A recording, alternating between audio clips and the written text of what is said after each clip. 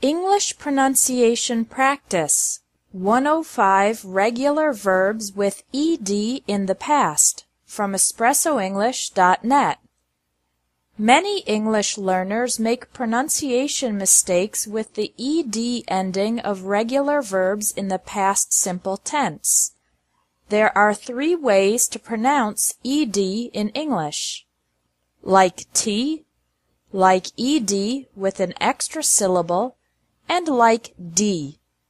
Let's practice with some examples. Ed is pronounced like T after verbs ending with a K sound. Asked, checked, kicked, liked, looked, talked, thanked, walked, worked. Ed is also pronounced like T after verbs ending with an S sound. Confessed, crossed, dressed, embarrassed, guessed, impressed, increased, missed, passed, promised. Remember that the letter C in English can also have an S sound. Announced, danced, forced, influenced, introduced, noticed, reduced. Ed is pronounced like T after verbs ending with an SH sound. Brushed, crashed, punished, pushed, rushed, and after verbs ending with a CH sound. Matched, punched, reached, searched. Finally, ed is pronounced like T after verbs ending with an F or an X sound. Laughed, fixed, relaxed. The second pronunciation of ed is like ed with an extra syllable, after verbs ending with a T or D sound. Accepted, appreciated, cheated, connected, excited, interrupted, invented, rejected, started, waited, avoided, decided, ended, expanded, guarded, included, needed, pretended, reminded, succeeded. The third pronunciation of ed is like D with no extra syllable. Ed is pronounced like D after all other verbs that don't fit in the first or second categories. Here's an example of the difference in pronunciation 2 and pronunciation 3. The past of appear is appeared.